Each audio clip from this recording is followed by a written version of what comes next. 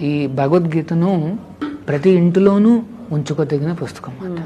ఇది భగవద్గీత అంటే అది ఒక శాస్త్రము, ఒక గ్రంథము. శాస్త్రం ఏం చెప్తోంది అంటే సాక్షాత్తు శ్రీకృష్ణుడి యొక్క గ్రంథ రూపం అది. ఆ నారాయణుడే, ఆ శ్రీకృష్ణుడే ఒక గ్రంథంగా మన ఇంట్లోకి వస్తున్నాడు.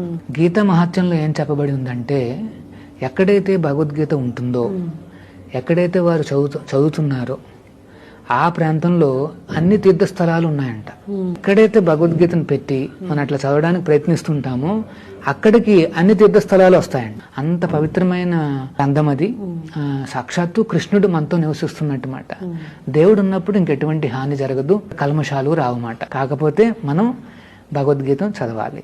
భగవద్గీత ఉన్న స్థలంలో ఎటువంటి అపవిత్రతకు గాను, ఎటువంటి భయాలకు గాను ఛాన్సే లేదన్నమాట. కలహాలు కలిగించడానికే ఆ కృష్ణుడు వచ్చాడు అక్కడికి.